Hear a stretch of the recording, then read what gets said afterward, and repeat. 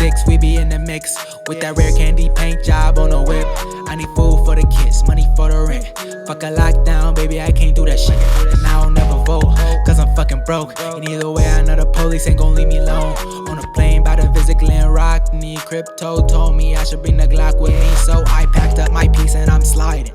Cause we might get caught up in a riot. Middle finger Trump, middle finger Biden. Fuck a left, fuck a right, is you riding? Know you love to see it, dudes rocking. Ain't no politics, baby, we just talking. From the birds to the bricks, we be in the mix with that rare candy paint job on the whip. Who you with? Well, special episode. I'm here with author Max Thrax. You might remember him from Gain of Fiction on The Friends of Eddie Coyle. And we covered his novel, God is a Killer, which you can now get an audiobook of that you read yourself. I did. I read the whole thing. Yeah. It's hard, huh? It took a while. I mean, it took a few pints, I think, as well. But right. Yeah. I think, I think both Jay and I are both very pleased with the final product. Yeah, and as somebody who just read the text, I definitely, I think it translates really well to audio form. Not all narrative kind of fiction and even crime fiction like translates that well, but you have some really eccentric characters in there. So, I mean, you were doing voices and all that, right? Well, yeah, my attempt at, I mean, not too exaggerated, but yeah. I wanted the reader to know the difference between the characters, their patterns of speech, tone of voice, so forth. So there is a bit of that in there, and that part was pretty fun. Yeah, I mean, that's the thing is you're doing voices, and you're like, well, I have to have, especially if it's like two males, you're like, well, I can't have two males with my voice, because then people are like, if it's dialogue back and forth, right? Everybody's like, who's saying what? It is tough to do. Reading out loud is really hard to do. I was never even good at it in school, because you just start thinking about saying it right, so then you forget and you take it word by word, and then you're just like, what? And I mean, you wrote it, so at least maybe you have a leg up on it, but damn, like reading especially old fiction, contemporary stuff's easier because people are speaking the way that I would normally write something or speak, but man, like old fiction is like it's really tough.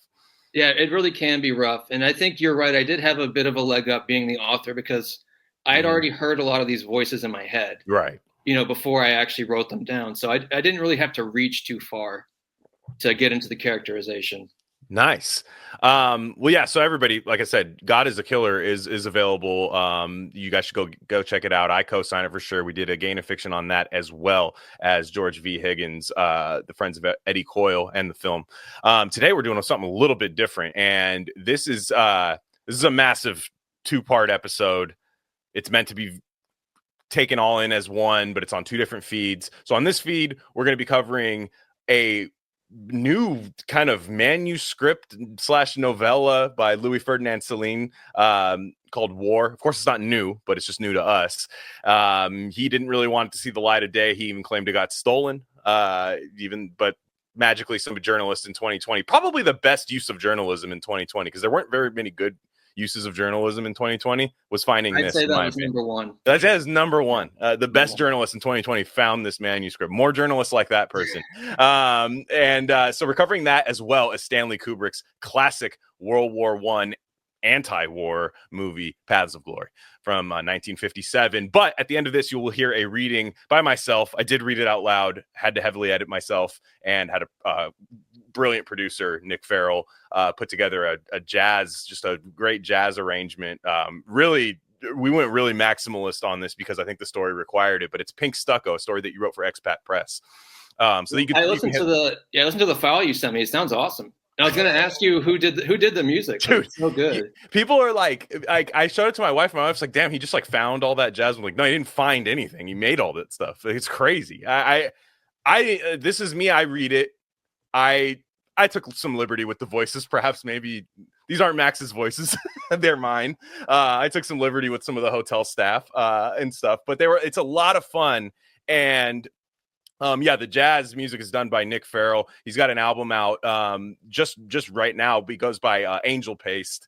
So you can check that out on Spotify as well. So, but we're putting that at the end of this episode, and that'll be available on our YouTube channel as well. And hopefully I can get my wife to paint a picture of the Pink Stucco thing that I found on the internet because my wife's Oh, a that good would be painter. great. My wife's a good painter, so hopefully she can get it done. She doesn't think she can, but I know she can. So Right, multimedia. Yeah, I'm into it. exactly. It's a fun time. So well, one thing I love about X, platform formerly known as Twitter, is some people don't like these engagement farming posts, but I think the best ones usually involve books, in my opinion, is when people go, what are your, top 10 books about this? Or in this case, it was 4 books you plan on reading in 2024. And I saw something out of the corner of my eye, and it was our friend Max Thrax. He had Celine's War on there. I said, "You're the only person I know that wants to read that this year, besides me." So immediately, I Max, I wouldn't have known. I wouldn't have known. You're right. I've only read crime fiction from you, so I'm like, what? We're not. It wouldn't have been who I suggested it to if I was even going to do it at all. But I found this novel in a San Diego, in North Park, San Diego, at a bookstore. It wasn't even a used bookstore. It was a new bookstore. And I just found it, and I'm like, that's weird. And then I looked it up, and it was relatively new. And I'm like, I'm just going to buy this. That sounds really cool. I'd never read a single word he had ever said. I didn't know anything about him, but I knew some people I liked him. So I grabbed it. Then when I'm waiting for Sai's wedding, in Portland, I went to Powell's Books on Hawthorne Street, and I saw somebody buying it, and I looked at it, and he was like, "Have you read this?" Like, he saw that I was, not, you don't just walk up and talk to people about Celine. So when there's a mutual interest between two people, it sparks a conversation. And if you know anything about Powell's Books on Hawthorne, nobody else in there, I don't think, was very interested in what we were looking at. And he's like, "Oh, I've read everything he's done, and I've heard this is magnificent." So it's kind of just this book that's lived on my shelf since the summer of 2024. And what is your experience with it? I mean, did you just buy it? Did you know about it? Did you stumble upon it? I had just found out about it recently. I think probably maybe even just a few days before I posted that on. Mm-hmm. I mean, I can't even say X. It's just Twitter. So I know. I mean, on X. Yeah. So I posted that because I do love Celine. I mean, I've been reading him for longer than I've not been reading him. I think I first read him in high school. I read Journey to the End of the Night and Death on the Installment Plan. But I had known about him for a few years before that because I'd read Ted Morgan's biography of William S. Burroughs, and Burroughs was a big Celine fan. Yeah. He introduced him to the rest of the Beats in that little crew.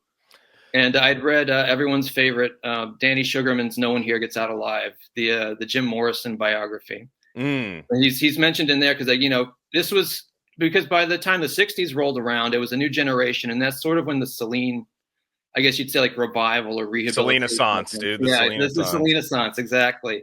Because college kids like Jim Morrison were reading him and thinking, like, who is this guy? On top of that, he's French. Well, it was the first time people stopped liking war. Let's be real. And I'm glamorizing, perhaps. I'm sure everybody was scared during World War II, but it felt like a war, like, let's go get them, boys. But, in Vietnam, you start seeing that, and you're like, there's guys in the past that were talking shit about wars that we're told everybody was for, and we were all rooting with our pennants and stuff. So I can see why he pops up. He was writing as a time capsule. I don't even know if my brain could compute reading him in 1920 something. I don't even know. So, it really would have been something, I think, especially if you were French, because no one had ever written, we're going back to, Journey to the End of the Night. No one had put spoken French into a literary novel like that, which, in France, I mean, they can be kind of precious about their language. I mean, it's very much an official language. Yeah. And it's hard to get into the dictionary. So there's lots of things you'll say in everyday life that you would never actually write down in correspondence or in a novel. And he did that in a big way and, almost seemingly effortlessly. He made a huge splash in 1932 when that novel came out. And I meant to ask you if you know more about this than I do, because, like, you're reading this book, and if I had to guess when it was written, if I didn't know anything, I would say 1996. Like, seriously, it sounds like somebody in 1996 getting into the mind of a soldier and writing it like a, somebody with a Gen X kind of vocabulary in there. I mean, obviously there's like some little more racism in there and stuff, but for the most part, it's like people saying like fuck, and she's like grabbing my dick and all this stuff. And you're like, people were writing this in the 20s? Because, there's a lot of nudge. And like you said, the French has they go there with their literature. They go to those lengths, Sade and all that stuff. But a lot of times the verbiage might be just a little less on the nose. I was wondering, is that just a translator trying to like, well, this means fuck now, so I'll say fuck? Or is like Céline, do you think is he saying fuck in there? Like, is he? Yeah, like, he is, because he uses a lot of slang. I see. He'll use very specialized vocabularies, like, whether it comes from medicine or it comes from pimping, or yeah. I mean, a pimp is one of the major characters in war. It sure is. Yeah, There's more than one name, but yeah. I mean, so he knew all these kind of like different milieus because he was working as a doctor in and around these working class suburbs of Paris, where he run into all kinds of people, and he saw them in his official, his professional capacity as a doctor as well. So he was always interested in language, and especially in street talk and slang. And there's a lot of that in almost all of his novels. We're going to get you right back to the episode, but I just wanted to let you guys know of a few other things we offer at Rare Candy Industries. We have a Substack with free and paid subscription options. Free subscribers get access to all written content. That includes Bob's Red Pill. That's the best thing going on the internet right now. Trust me. Paid subscribers get full access to our premium episode feed.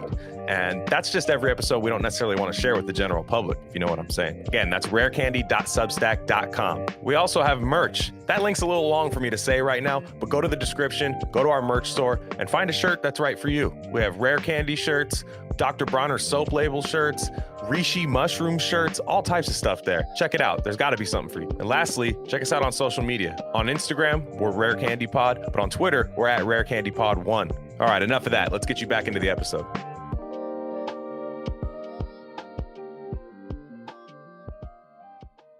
I know, and it's going out on such a limb writing this stuff back then. And again, this didn't see the light of day back then. So this compared to Journey in the Night, this goes 10 times crazier, like War, in my opinion, in terms of subject matter and just how there's parts of Journey Through the End of the Night that get here, but like we're talking about like getting jerked off by ugly maids while your like ears are falling off and just really like hallucinatory, like almost like entering the afterlife level, like all male primal energy happening at the same time. And he's telling you about all of it. There's nothing to like insinuate anything. He's saying it to you. So this was never meant, I guess it was never meant to see the light of day, but as somebody who, and we're, I should say this on our premium feed, a true proper Gain of Fiction, we're going to be covering Journey Through the End of the Night, which I did I haven't stopped thinking about it since I read it, but it was really fun to read 100 pages of Céline versus 450. I just think it's a lot of fun. And it's people keep saying the M word about it, and guys might. I didn't say N word because Céline's very prejudiced, but I mean the M word is in manuscript. So people kind of like will say this is not a novel. I disagree. I think it is. And yes, there's literally parts where they tell you, yeah, this chapter just didn't get finished, or this part didn't get finished. You'll see an ellipses. But our main character is like hallucinating, and his head is damn near blown to shreds. He keeps hearing like industrial noises in his ear, like somebody grinding like a Dremel tools in his ear, basically nonstop. And it functions as that. It's like these thoughts are incomplete. You're not sure what's real or what's fake. Nothing's fleshed out. People's names change. And I'm like, man, it like works for me. Well, there's something about Journey that's almost, Journey is a very haunting novel. Yeah, There's something about it it's kind of somber, and it's very dreamlike. Whereas this is much crazier and much more hallucinatory. Yes. And although Céline is known for being kind of hallucinatory in general, this is about as concentrated as you can get. It's only 100 pages long. And there's all kinds of stuff going on. And it's an exaggerated, kind of heightened version of his own experience during the war. Because he didn't last very long. He joined the cavalry, and he was actually in the army for a couple of years before the war started. And 3 months into it, he chose to go on this, he was kind of a brave soldier. He chose to go on this, very dangerous mission, delivering a message to the infantry. And he had to go through, and he had to cross enemy lines in order to deliver it. And while he was walking his horse, he got knocked into a tree due to a shell blast. And then when he got back on his horse, he got shot in the arm with a ricocheting bullet. Oh. And so he had to go like another 7 kilometers on his horse with the sword belt tied around his neck to hold up his arm. And when he got to the field hospital, the doctor there wanted to cut it off. Because, cutting an arm off is easier than taking a bullet off. And they thought, well, who cares? But Céline said, no, you're not cutting off my arm. So so they sent him to, the nearest kind of local hospital. And that's sort of where the book takes place. I'll say. I mean, just well, it starts off, and I feel like I should just read the opening paragraph to sell people, because if some people just haven't read Céline, I know I'm a little later to him than a lot of people who read novels and stuff, but I'll see if I can read the first paragraph of it. Again, if I'm missing some pronunciation here, I apologize to any French people, but I still don't understand their language. But so yeah, it starts with, I must have been lying there for part of the following night as well. My whole left ear was stuck to the ground with blood. My mouth too. Between the two there was an immense noise. I slept in the noise, and then it rained hard. Kurz, who's on next to me, was stretched out heavy under the water. I moved one arm towards his body, touched it. The other one I couldn't. I didn't know where my other arm was. It had flown into the air, twisted in space, then fallen back down and jabbed him into my shoulder, in the raw part of the meat. It made me scream at the top of my lungs every time, and then it got worse. Afterwards, though still shouting, I managed to make less noise than the horrific din bashing my head on the inside, like a train. It didn't do any good to resist. This was the first time in that whole nightmare full of shells whistling by that I slept. In all that noise, that was possible. Without entirely losing consciousness, that is, in horror. Except for a few hours when they operated on me, I never completely lost consciousness. Since December of 1914, I've always slept like that, in excruciating noise. I caught the war in my head. It's locked up inside my head. It's unreal. Unreal first paragraph. I mean, it's like, I'm just picking this book up. I know he's kind of off the in real life, he's definitely saying things that get him in trouble and stuff. I just didn't know it was that visceral and graphic. And he really sums up the entire book in the first paragraph. It's all in my head. And he plays with how much you believe in that, how much stock you put in with that throughout the book. Because am I getting a catheter put in this hospital? Or is this ugly nurse with green nightmarish teeth having her way with me? And it's really, and he's reduced to whenever he gets really scared, he's reduced to all his like primal urges, which a lot of young men are. And man, I really love this book. Well, I'm glad that you read that, because I mean, people love to talk about Céline. They don't always talk about his writing, though. Exactly. And you need to do more than just talk about even his writing. You need to read it and experience it for yourself, because I mean, to me, he's the supreme stylist. And if you're talking about 20th century French literature, it's pretty much him and Proust. Like, they're the top two, and number three is a pretty decent way down. And, in my opinion, obviously with my taste, I prefer Céline, because he's funnier. He's more innovative as a writer than Proust, who's very much writing this kind of classical 19th century French style in a lot of ways.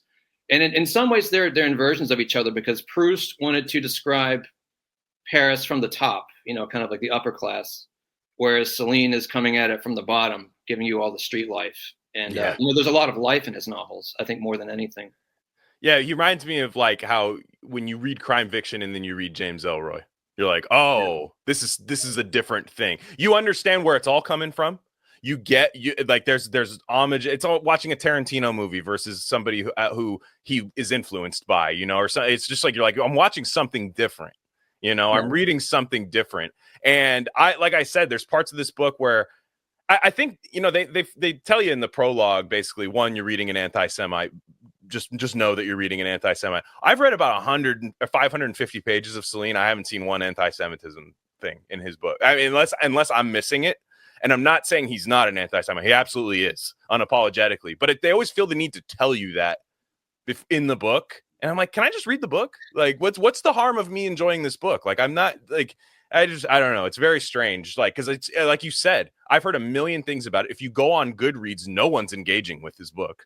Like, no one is. It's like these AI disclaimers. I feel like it's not even real people. It doesn't seem like. Or no, Goodreads, Letterboxd, whatever. I don't remember what I said. Goodreads. Yeah. There's not really any of that in his books. When people are referring to anti-Jewish rhetoric and stuff, they're talking about what they're called. They're called pamphlets, which is a French literary genre of like very hyperbolic rhetoric and kind of like mocking like verbal abuse. And he wrote several of these starting in the 30s and then during the war. So that's really what they're talking about. It's not in any of his novels. I mean, and especially if you read the first two, like you would have no idea that he had this reputation. I was waiting for it. I was waiting for some, when he talked about, stealing a lot of money, I was like, oh, here's where it comes in. And then it wasn't there. Like, and I mean, so we should set the scene for our character. He's Ferdinand. Again, I read the first paragraph. All that stuff is true to an extent. And he's hobbling off away because he's kind of went on, like you said, kind of a side quest in his open world video game. He went on a little bit of a side quest. I picture the movie 1917, which a lot of people have. I was picturing it thrown at me in that way of like just a guy with one shot and just going through a bunch of stuff. To be honest, it'd be really funny to film something like in the, I don't know how you'd ever get it made, but it's just a guy going off to the side and just doing this quest, and it's a bad idea what he's doing, and he's the only one that survives it. But you don't really know what's happening until about halfway through the novel about what that quest was, what he ended up with, and why he's kind of scared of anybody ever actually asking him about it. And it's because World War I was the first, and I could be wrong here, but it was the first big one, right, in terms of like trench warfare, and it wasn't guys charging each other with stuff like it. I mean, there's definitely absolutely was that, but you had people's feet being necrotic and all that stuff, whereas as opposed to just like the dysentery and the Civil War, which is also really bad, but you had just like added elements of horror to World War I. If you watch any film of it, if you read All Quiet on the Western Front, some of these books, you're just like, wow, this really feels like a jump in warfare that nobody was ready for. And as we see now in American wars now, they're less and less popular amongst younger generations than they ever were, and we're kind of like, oh, it's interesting to go 100 years in the past to kind of have a century of like really a lot of wars that a lot of people look back on as like, wow, that was the juice worth the squeeze. And you're seeing one character kind of just go his own way on there throughout this, and some people might call it cowardice, some people would call it cunning, but he has fun with it the whole time. That's what I like about it. And it's a obviously traumatic memories that you're dramatizing, but you're having fun, and that's the best. If he doesn't have fun with this, it's not interesting.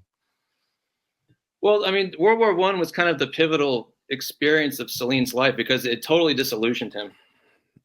It was not what he expected. Not the war or the aftermath, kind of dealing with some of these lingering injuries.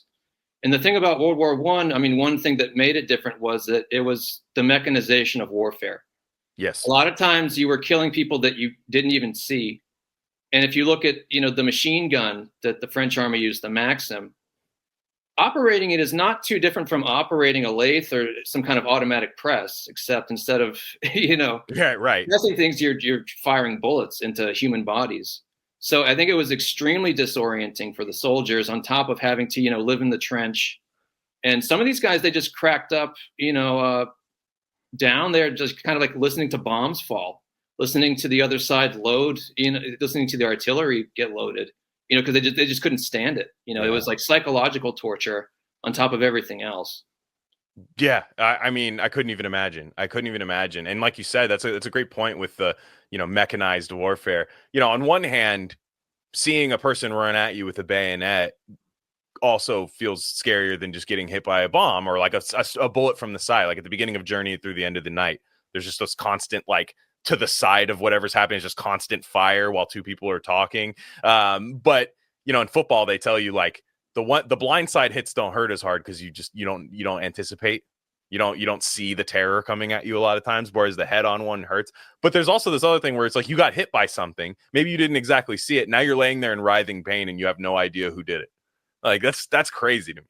Right. Well, there's a line you could almost miss it in Paths of Glory, because I don't think that the two characters even have names, but it's two soldiers talking to each other in the trench, and one of them, I guess, is one of them is referred to as a professor, and he's saying that he knows most of the guys in the trench would rather get killed than wounded. And I was thinking, well, why is that exactly? And the reason why is that usually when you got wounded, it was from a shell blowing up. Yeah, and you were pretty much bound to get some kind of infection, because as good as the surgeons were at that time, they couldn't always pull the stuff out, and all kinds of things would get lodged inside of your body. So there's a good chance if you got hurt, you might have to get your leg cut off. You know, you never knew. Yeah. So Céline is dealing with, or the narrator Ferdinand is dealing with a lot of that uncertainty, because unlike in, you know, his real life, the character Ferdinand has a bullet lodged behind his ear, and it never really gets taken out. I mean, his arm seems to be more or less okay, but it's this constant noise in his ears. It's constantly hearing the soldiers march down the street. It's constantly hearing the cannons off in the distance. It's all just reaching him and getting him to this. You know, he's always at like a fever pitch, at least inside. Yeah, and quite often on the outside as well. And he has his it's always funny when you know, in both of these novels, in War and Journey Through the End of the Night, what's really a friend, right? Is just somebody you're around all the time that you obsess over, that you kind of hate, but you just constantly think about. You have Bébert / Cascade in War, as opposed to the Robinson of Journey Through the End of the Night. But Bébert's got a foot issue. He's got, I would guess, like a trench foot kind of thing. I can't remember what they give him there, but his feet are like necrotic in a sense, and it's not looking good for him. And but the character Ferdinand says, like, yeah, but I have the war in my head, you know, like he's lucky, you know, and it's like the guy's gonna lose both his feet and get court-martialed, you know, like he's actually not good, whereas Ferdinand's going to be rewarded for what he does, but he's like, it doesn't matter what happens to me, like I have this ringing in my ear forever. Nobody seems to really care about that.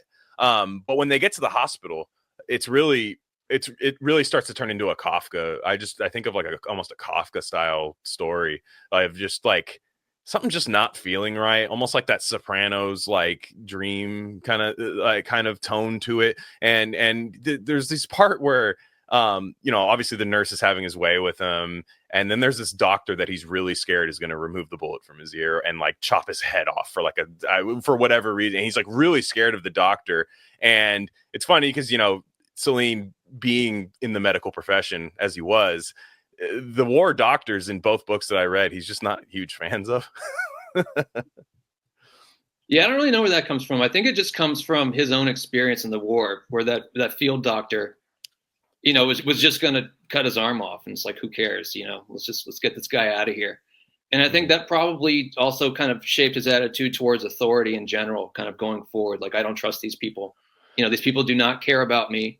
You know, they've taken me, this kind of individual human, and thrown me in the middle of this inhuman machine that's going to kill me, you know, if I don't find a way out of it. Yeah, and like he said, he's just like, I don't know. I'm supposed to hate the Germans, and yeah, granted, if they're gonna shoot a gun at me, I might get pretty mad, but I don't really hate them. I don't hate them. I hate this doctor. I hate this guy that's yelling at me, you know. And it's there's a type of guy, I guess, that's built for war. And Céline, being in the military before World War I, maybe he thought, this is a good way to, you know, this is just what you do. You join the armed forces. It's probably the best path. And you can go into the medical profession through that and do that. But he's just like, no, this is something completely different. Like they don't anticipate us surviving this. You know, they don't anticipate us. You know, if we're in the hospital, like I said, they'll just lop a limb off or something. They're not really, it's not like, oh man, we have a 17-year-old kid, 18-year-old kid here that we need to he has the rest of his life ahead of him. They're just like, no, not really. And he just seemed, I mean, rightfully so, grappling with all of that. Well, it's sort of like Paths of Glory, where, you know, if the Germans don't kill you, your own officers are going to do the job, because either way, you got to die, you know, unless you can get out of this somehow, this, you know, kind of like hallucinatory, like slaughterhouse that everyone's found themselves in unwittingly. Yeah. And you have and which is worse, right? The person who's told to kill you, and it's just man against man and kills you, or machine against man or whatever, or the person that's meant to protect you that has his own vested interests when he's telling you to take one for the team. It begs the question, right? I mean, my answer is a secret third thing of not doing that. I'm not built for war. I know that. But back then you didn't really have a choice a lot of times. You know, no, like you didn't. And I mean, war is also it's a constant theme in Céline's works. The only major novel of his that doesn't really deal with war in some kind of way, whether it's World War I or World War II, is his second one, Death on the Installment Plan, because that's mostly about his adolescence. Yeah. From about, 11 to 18 and growing up in Paris. But in all of his other books, I mean, the war is there, and I think it marked him forever, pretty much. Yeah. Oh, I mean, why? If this is even 10% true, Yeah, I mean, not just psychologically, like, being kind of shell shocked or whatever. Yeah. But yeah, I mean, physically, because he had tinnitus and severe headaches. He had chronic headaches for the rest of his life due to this one injury where a shell went off right next to him. It's bad, man. I mean, like, you take construction classes and they're like, don't go near that thing without earplugs on. You know what I mean? Yeah. You're thinking like, dude, these guys are like out back then are just having massive shells pop off. Like, even if it's 100 feet away, it's gonna damage your ears. And at the time, maybe your adrenaline's so high, maybe you don't even feel the full extent of it. And then when you're just in the hospital as he is and just left to your own thoughts, which he can't even be, and he almost toys with that as like a blessing slightly, where he's like, at least I can't think about how shitty everything is. But I'm also reminded by this machine in my ear, this constant grinding of a machine in my ear, which sounds horrible. I mean, that would be like suicidal level for me. I mean, it's just, it's so bad. Right. And at first he's worried about, getting done for desertion, or because he's just kind of dragged to this hospital. Nobody really knows who he is. So, they ID him. He has some top brass come by and he's thinking, oh, well, they think I'm a deserter. They're going to court-martial me. So that doesn't happen. And, he pretty much gets what he wants in the sense that, yeah, he doesn't get court-martialed, and he wins he gets a military medal. Mm-hmm. And he thinks, okay, well, what exactly did I do to deserve this? And when, Lespinasse, the nurse, tells him why, it's this completely fake story that the army has invented about, Corporal Ferdinand bravely charging these like Bavarian lancers, which obviously never happened. This is all just kind of like stuff they've made up because they don't really know what he did, but they're just, okay, well, we'll just give you a medal anyway. Yeah. And Céline did win a medal. I don't know if I mentioned that before. Yeah, he did win the military medal. So he's a decorated veteran. It's crazy. And again, and his character is rewarded in a similar way, even though he doesn't quite think that's going to happen. And there's one part where he initially gets to the ward or whatever it is, and everyone's taking care of him, and he's worried. He's saying he's worried about whether or not to get an erection, because he's like, if I don't get an erection, they're going to think I'm dead, because they store the bodies down below, all the dead festering bodies, or people that are like on death's door that they can't do anything about. So I don't want to be stored there. So an erection is a form of life there. But if I get an erection too fast, they're going to think I'm an imposter. So the whole time he's just laughing, and I love the gallows humor of it all. It's really a couple laugh out loud moments in here for sure. Yeah, I mean, he always seems to be in a double bind. And, I mentioned that, he pretty much did get what he wanted winning the military medal. But after he gets it, he feels worse than ever. Imposter because he's syndrome, thinking, I'm a total fraud. Mm-hmm. This war is a total fraud. My parents are being total frauds, like, because now they're suddenly proud of me. They come to visit him. So the whole thing is just a big mess to him. Yeah, they come to visit him, and it almost feels like this end of life thing at the beginning. They talk about how he hasn't paid his bar tab. Their son is like Mr. Potato Head disassembled, and they're like, Ferdinand, you have really caused a financial burden on the family. And there are men wired a certain way, and I'm ashamed to admit that that's how I am. Is when I'm dying, I hope that thought doesn't come in as like that one time I said something I shouldn't have said around a family member or something. And it's again, he plays with the idea of, is this happening? Is this not happening? But the book gets more and more real as it goes on, and it kind of loses that. And again, this is a manuscript. Maybe that's unintentional, but I kind of like it. Like maybe he was like, he was a big revisionist. Like he was really into revisions. They said in the prologue of the book, basically, is like he would go through a rigorous revision process. So I would imagine it's kind of nice that maybe this didn't get looked over so many times, because I love that the book becomes a little bit more of like a real, almost salon drama towards the end. Well, he was a meticulous reviser. I think he said, he'd have to write, 8,000 pages to get 80, or, something like that. He wrote like reams and reams of fiction.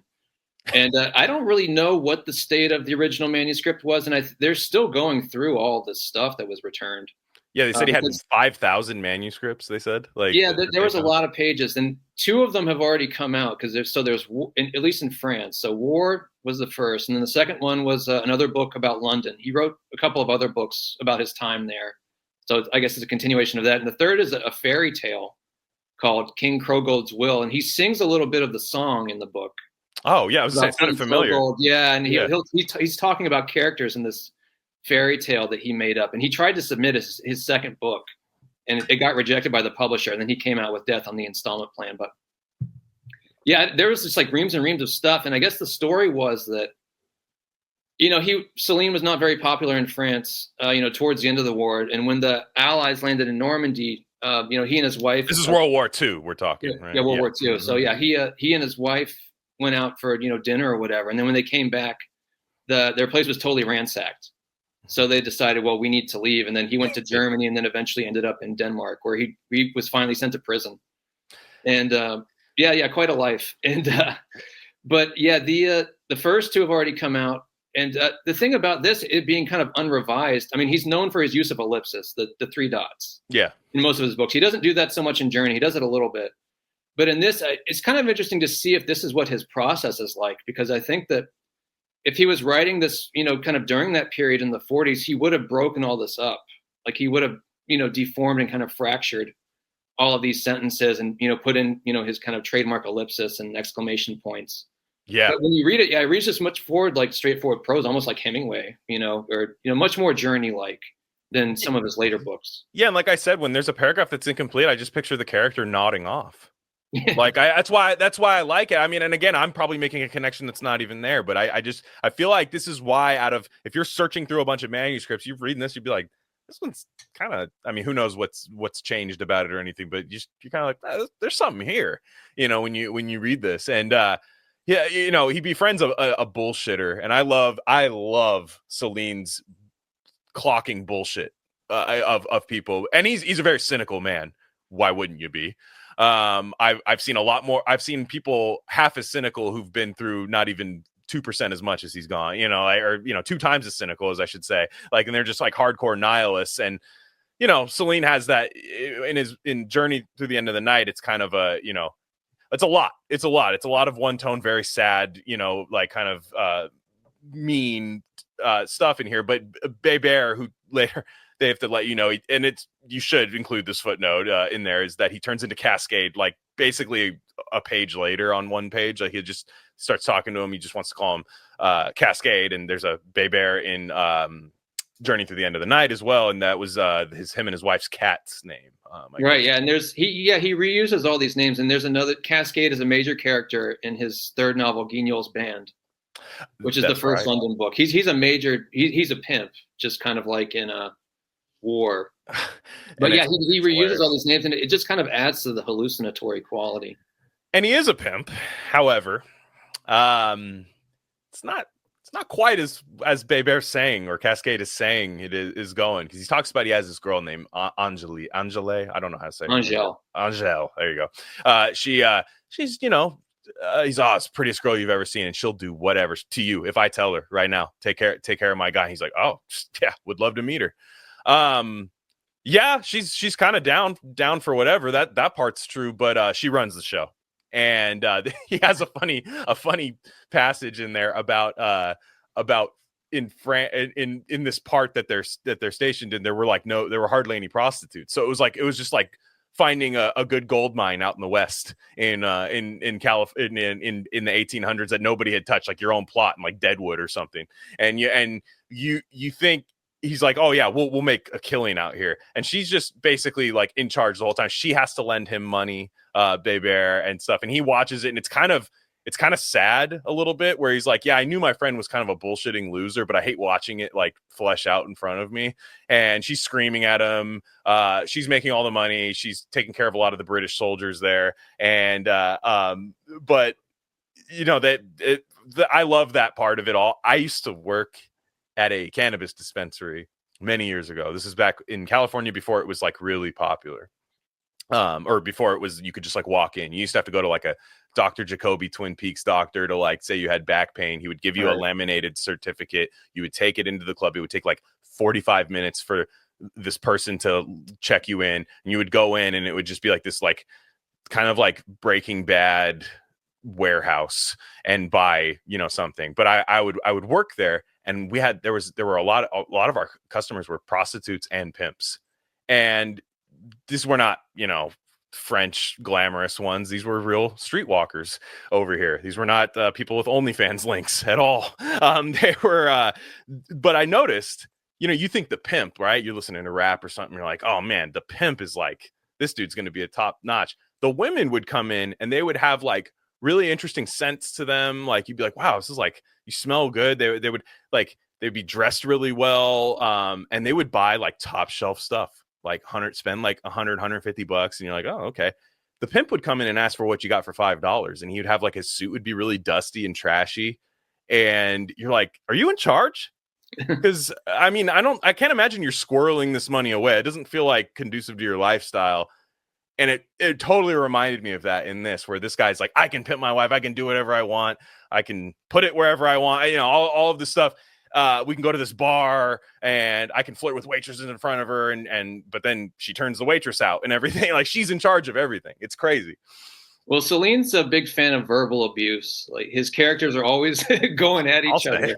Yeah. And I think with Cascade and Angel in the second half of the book, that's the most vulgar and kind of like almost over the top, I guess. I mean, a lot of it's really funny. It's hilarious. And he'll have these little episodes in his books too. I mean, they're not like really traditional, straightforward narratives, but there's lots of entertainment in there. And I really like when, you know, Cascade is out of the picture. And Angel kind of gets Ferdinand to go in with her, you know, her little schemes, like her husband scam, where she's turning all these tricks with these British soldiers. And, you know, she says, well, I'll get him up there in the bedroom. And then, you know, you kind of burst in, you know, screaming, say you're my husband, and, you know, hit him in the face. And, you know, we get all his money.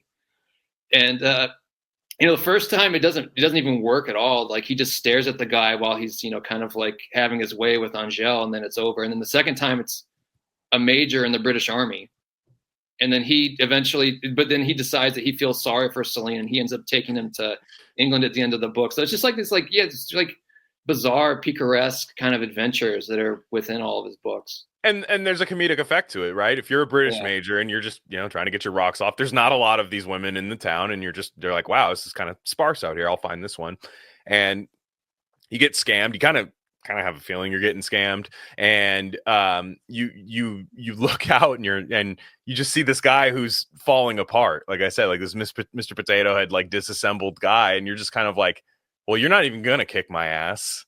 You know, like the idea that this guy's going to kick somebody's ass right now. You can't even like walk anywhere without unattended and stuff. It's hilarious. And, you know, he constantly is vomiting. He has to like, even when he's, you know, getting down with Angel, you have to, he's vomiting constantly and stuff. Yes. And he made it look like he was coughing in the corner, or he had like this move where he knew how to cover up vomiting and vomit discreetly so he didn't look like a idiot. You know, it's really funny. Also, you know, it's to be said that you know, Cascade does get, I think he gets court-martialed or something, or he gets arrested by the MP, right? Yeah, he gets executed. And executed. Yeah. And they pull him out and they say he got executed 4 days later.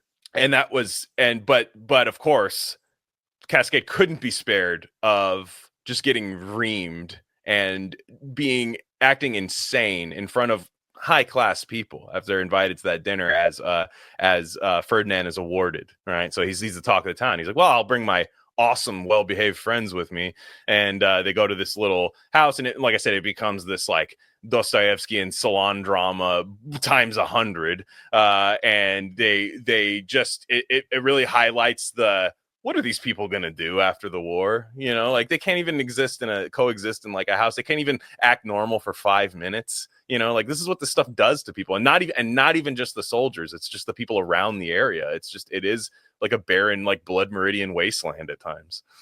No, I think Cascade's days are numbered at that point. But it's like you wish almost like he died earlier once that happens. Like, and then you find out he's dead. You're just kind of like, God, of course thank God he stayed alive for this to happen. This horrible, like, you know, it's just Celine doesn't spare you any, you know, you don't die swift deaths in Celine novels, it doesn't seem.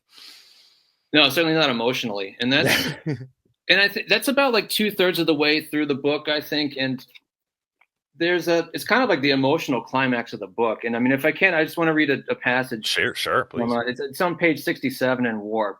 Because I think it really just explains so much about the book, about Celine's attitude. And it's also kind of, you know, it's a pivotal moment, I think, in his literature, because it explains a lot of his approach to it and, you know, what his concerns are. So he's at this big dinner, in this house of this local prominent family. He's just won the military medal. His parents are there. They are overjoyed. And then, of course, on the other side of the table is Cascade and his wife, and they really go at each other after this is over. But he's just kind of sitting there, kind of wondering what it's all about. So it starts with, "They never talked about my ear. It was like the German atrocities, things that weren't acceptable, weren't solvable, were dubious, not respectable. In short, which called into question the concept of the remediability of all things in this world. I was too sick, and I especially wasn't educated enough at the time to realize over my buzzing head the ignominy in their attitude towards my old hopes and all hopes. But I feel it on me at every gesture. I feel sick every time, like a leech, slimy and heavy as shit. Their enormous, optimistic, inane, rotten idiocy, which despite everything they used to cover up the shame and the intense, extreme, bloody tortures shouting under the very windows of the room where we were stuffing our faces, and, in my own tragedy, all the degradations which they didn't even accept, since acknowledging them would be to despair a little of the world and of life, and they didn't want to despair of anything despite everything, even with the war which was going on under Monsieur Arnache's windows, with full battalions, in which we could still hear rumbling from bombs echoing everywhere in all the windows of the house. About my arm, they kept showering me with praise. It was a nice wound on which their optimism could be unleashed. On Cascade's foot, too. Angèle said nothing. She'd put on almost no makeup." That's mostly one sentence. I mean, this is just unrevised prose. This is just literally a page they pulled out of, his desk, sometime in 1944, and it reads like that. It's just, this man is, to me, he's the supreme stylist. I can't think of one who's better than him. It's so good. And, you hear somebody like Michel Houellebecq talk about him, who he's not really that big of a fan of Céline. He likes Journey Through the End of the Night. I think he'd like this, to be honest. I think he'd really enjoy it. But you see him, he kind of writes there's just like a French, I don't know, is it a fatalism? I don't know what it is about it, like that they have. I get why Houellebecq maybe doesn't like Céline. He's a bit one note, whereas Houellebecq can take you through a lot of journeys and stuff, but where Céline, like you said, is a stylist, but kind of one tempo a lot of times. And when you hear him talk about it, like when you read books or passages like that, I'm kind of just like, man, I do think of like Houellebecq a little bit, where you're just able to really talk about, like you said, they didn't talk about my ear. The arm is comfortable for them to talk about. That's the thing acceptable for people to talk about. And like you said, and then there's like those weird marching bands going on the outside. It's just the war is right outside the door, all of this thing. Yeah. Yeah. So it's just delirium and cacophony everywhere, outside and inside. Yeah. As far as Houellebecq is concerned, there are obvious comparisons you can make between the two. I think he probably doesn't like being compared to him. Probably. Apart from the black humor and kind of like, the sarcasm and stuff, they don't really have that much in common as writers. I think Houellebecq is actually, he's much more attuned to, kind of like the classic French tradition in a lot of ways, whereas Céline totally broke out of that. So in terms of their prose, they're completely different writers. No, yeah. And there's a part where I think is it Cascade? It just starts like singing in that thing. You just picture like Dean Stockwell, Blue Velvet, almost like just like a light. Like it's very surreal to me at times. Like it's much more surreal than Houellebecq. Yeah, it's very surreal. There's just a nastiness sometimes. Like when you read Serotonin, I had read this right after I'd read Serotonin, and I was like, there's some nastiness to these guys where you're just like, man, I don't know you get it anywhere else. And if you do, sometimes it's like annoying. Like sometimes like Philip Roth can be really annoying when he gets like mean and nasty. You're just like, dude, it kind of sounds like a little weenie, sometimes. But these guys, like, there's I with Céline especially, like you kind of like I'd be right there next to you. You feel like you'd be like, yeah, no, I'm with you. Like you almost want to be a better friend to him than whoever's in the novel with him. No, the French, they're the ones who coined the term black comedy. And there's an important adjective in French literature, which is narquois, which means, mocking or snide. Yeah. So they're very good at doing sarcasm and kind of cutting you down. And just kind of, verbal abuse in general. French are very good at that. They're so good at it. So yeah, it does have the ending's not really very climactic or fun or anything, but I was happy that it, he didn't just die and it's soiling himself, so that was nice. Who knows what was gonna happen, but it was nice. But any closing thoughts on this before we move to Paths of Glory? It's concise. I mean, there's not a lot going on. Nobody's read it. I feel like there's no YouTube content on it. Nothing. Like, I'm just like, people need to read this. Yeah, I mean, let's get it up there. I'm just glad that it all synchronized like this, and we could, get it together in a podcast. Yeah, because I love Céline and I loved reading War, so it was. From the 5 to the 6, maybe in the mix, with that red candy paint job on the whip. I need food for the kids, money for the rent.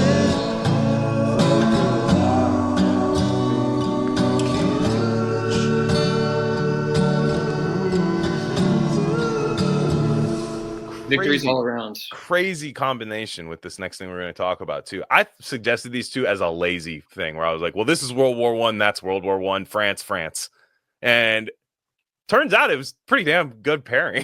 We're talking about excellent pairing. We're talking because about you've got the foremost practitioners of black comedy in their respective fields. I mean, Céline and Stanley Kubrick. You're not going to get any better than that. Hey, Jim Thompson's not too bad at it himself.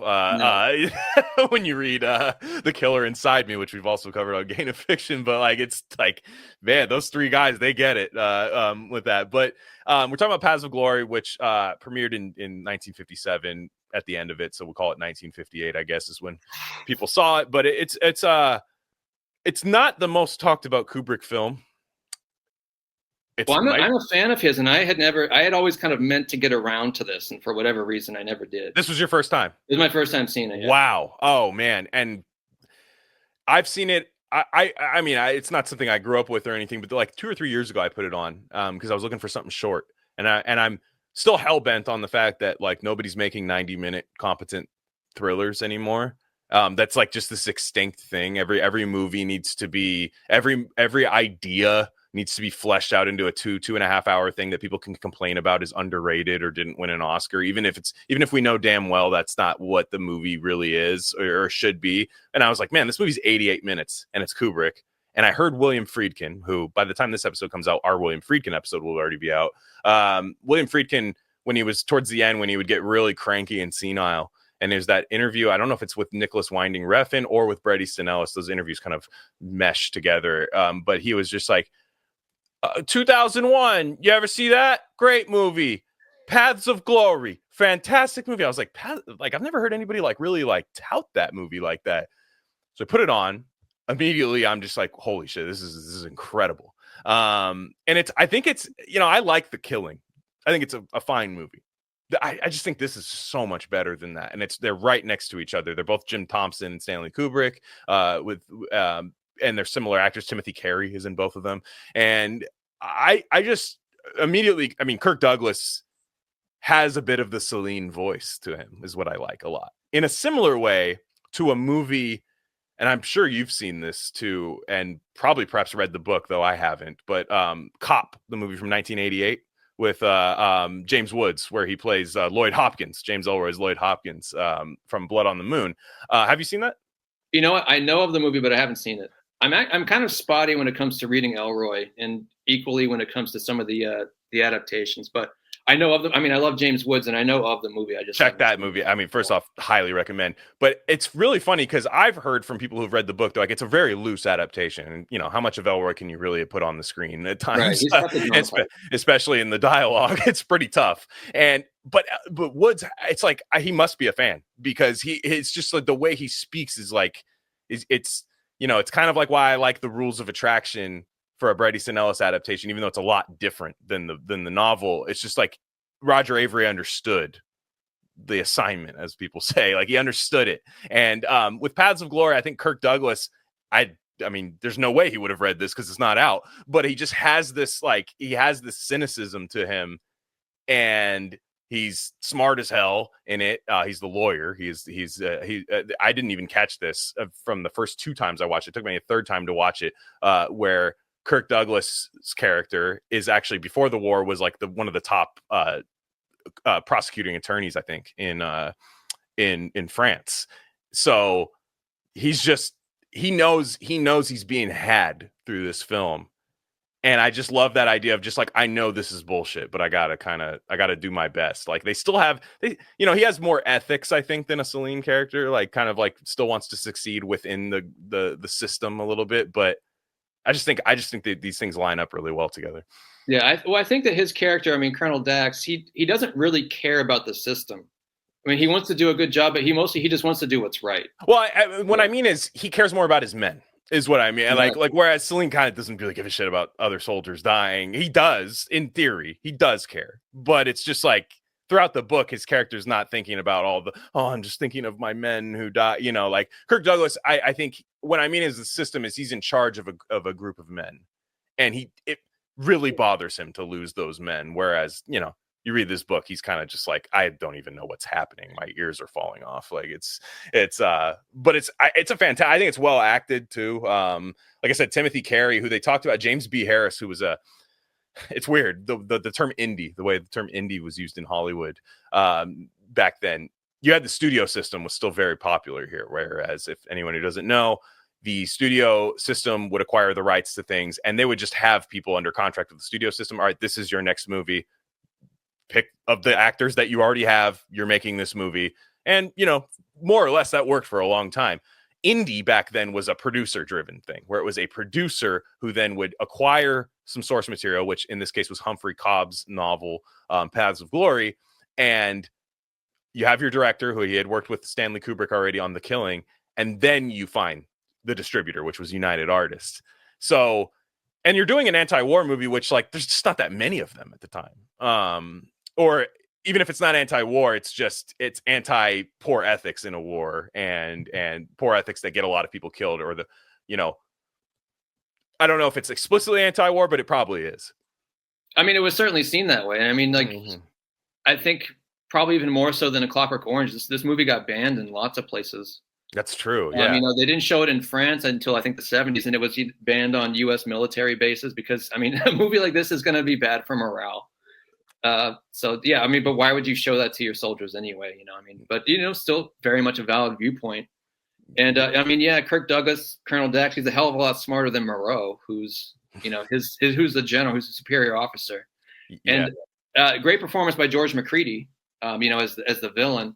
Mm-hmm. And the thing I didn't know is that scar on his face is real. Yes. Yeah, he was because I guess I don't know if I've seen him in another movie. But it's funny seeing in the context of World War I, because usually it kind of shows you what makes World War I different.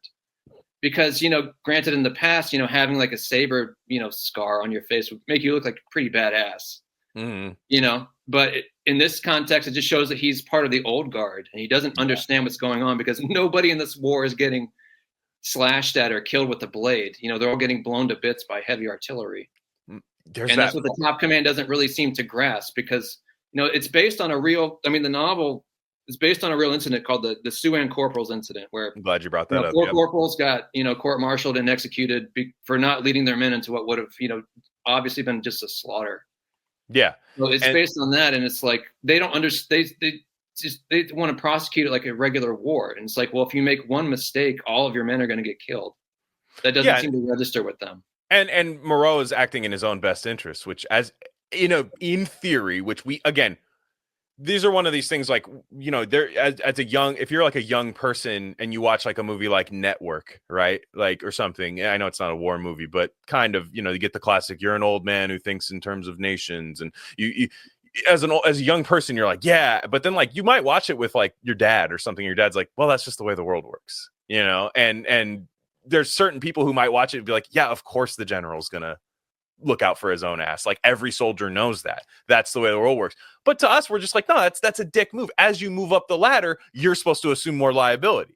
So Moreau, at the same time, is leading people into disaster for a promotion or I think it's like an award or a promotion. I can never remember what it's. Yeah, he's like going to get promoted. And he's also covering his own ass in case that doesn't happen. Like, I mean, he's pretty sure that it's going to happen, but he also knows he's leading people into death. And there's all these people below him. And I'm just not good with like military terminology, but these people below him that he's like, well, I could put all this on them, and it's like, that is when people start talking about like the elites, that's the way the elites go, right? Like, it's taking all the money and assuming none of the liability. Right. And it's just like, it's done really well here in 88 minutes is what I really like about it.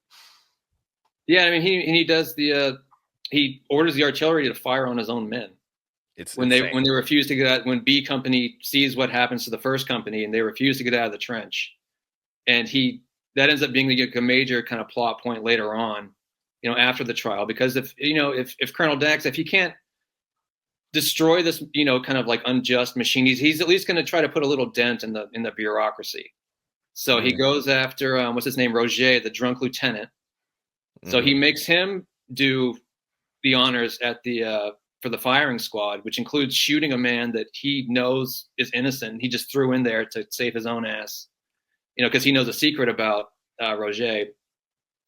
And then he tells Brulard that Moreau ordered his own artillery to fire on his own infantry.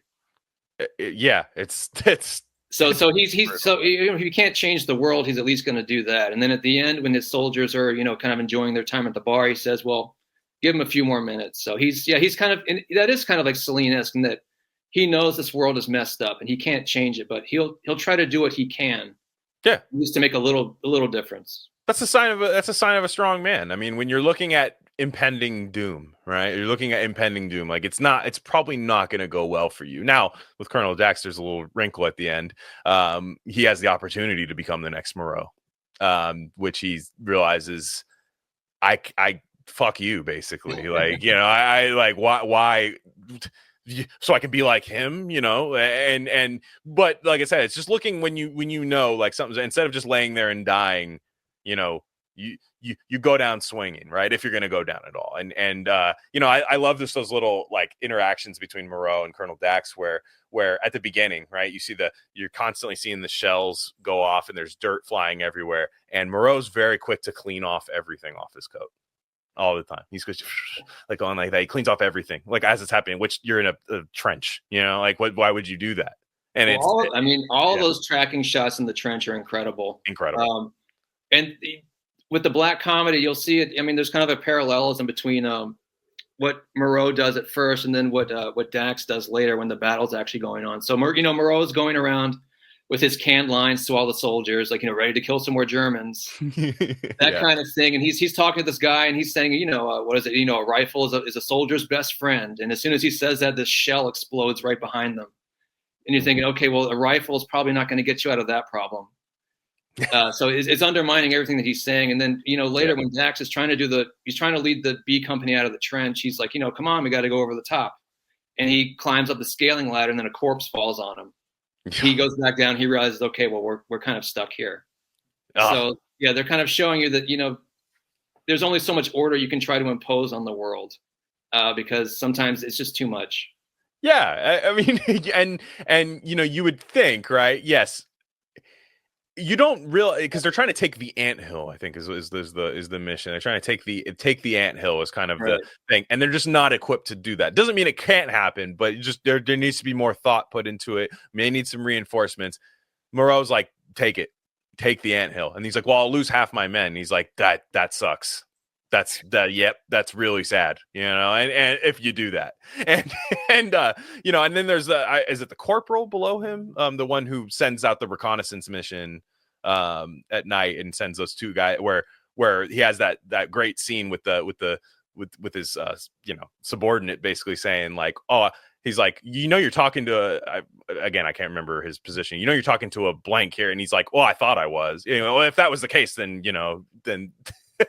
then I wouldn't. That's Corporal Paris and his name Lieutenant Roger, and Roger is the drunk, and they went to school together. And Paris does not respect him at all, and of course we see why, because they go out on night patrol, and the lieutenant's drunk. He orders that I think Private Lejeune to kind of go check out, try to identify some bodies over by where the machine guns are, and Roger throws the grenade and kills his own man.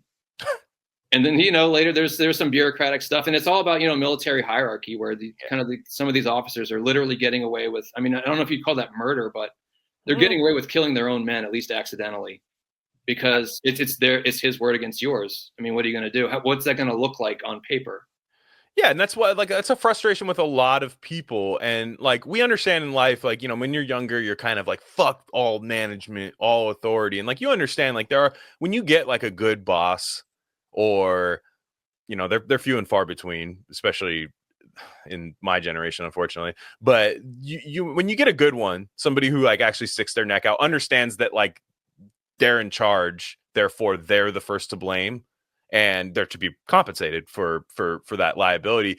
And when you see that that's just like not happening, you know, if you still have any kind of, you know, if you still have any, you know, remembrance of the old guard, you're kind of like, man, fuck this, dude. I hate this. And it's just, Kubrick captures that tone perfectly. I mean, we've all been there. You don't, even if you're not in war, like, you've just been in these situations where you're like, you knew that wasn't going to work, but you did it because somebody like said something needs to happen, and then you made a really huge mess out of it. You could put this in a warehouse. You can make Paths of Glory in a warehouse, you know, about just horribly missing a shipping window, you know, and then 7 other ones are compromised out of that. And now the company, and then you have to explain it, and then you start saying, well, my employees are, you know, doing this and that, and it's just like, so what are you doing? Like, you're just protecting yourself this whole time, and you're just sending us into a meat grinder, and you're sending the worst people out on really important missions, and you know, it's just, and again, Jim Thompson with the dialogue, it's unreal. I mean, it's there's really, I'm not saying there's no movies of this time that are like that, but it's like, it's so bite. There's no wasted words or anything, and just every word has a bite to it. It's nasty. No, it's great. And he wrote that whole reconnaissance scene. That was all him, from what I recall, because there was some controversy about who wrote what. Yeah. And it ended up going to the Writers Guild, and they arbitrated. And I guess they said there were at least 7 scenes in the movie that were Jim Thompson's work. Yeah, and for Kubrick, that's a lot. And this is back before Kubrick became the all, you know, just that like Eye of Sauron style director, like, where just nothing moves without him. You know, the stuff that people, you know, kind of attribute him with million takes per shot. Like, back then, they said working with Stan back then was a lot different. Like, you do a couple takes and you'd understand the clock was ticking and stuff. As you know, you get into the 60s and 70s, Kubrick becomes a completely different guy. But there's just so much of his stamp all over it, though. I mean, it's just the like you said, the black comedy of it all. Like, it just, nobody, especially around that time, you just did not hear that. And even now, you just see a lot of poor imitations of like Kubrickian kind of scenes that just nobody just you just don't have it, you know, the way he does. No, and I think I didn't actually know how many war movies he'd made before I kind of saw this movie and thought about it, because I guess his first movie that didn't get a wide release was called Fear and Desire. That was a war movie. That was where he tear gassed his own actors, I think. He did? They were. It was, I forget what it was, but like, I don't know if it was tear gas or some kind of thing. He actually was like, well, shit, I need some authentic reactions. And he threw this like military grade like thing on there. And like, nobody got like super injured. At least I don't, who knows, but people were saying like, dude, this is like not a student film, but this is like, dude, this is not like worth doing this. Yeah, it's funny. Yeah. And then I guess like there's definitely some black comedy in Paths of Glory, but I mean, from here, you're going on to, you know, something like Dr. Strangelove, which is probably like the archetypal, you know, cinematic black comedy. At least that's the first one I would think of if you said that term to me or asked me to think of a movie. Yeah, and a lot of probably that one. A lot of his Kubrick, I mean, he always knew good writing, and I mean, his first 2, you know, big movies were co-written with Jim Thompson. So I mean, he knew talent pretty well. He was one of he was taught. James B. Harris has a nice interview. It's on the Criterion DVD where I watched it, but I'm sure it's on YouTube too. But it's about a 20-minute interview of him talking about making Paths of Glory and the process in it. And he was just like, you know, there'd be certain times where, of course, as a producer, you're like, Stan, I think we got it. Let's wrap it up. Let's get this thing, you know, to post. Let's get in the editing room. Let's get this out. You know, it's kind of his job. But he's just like, hey, and they were having trouble with Timothy Carey.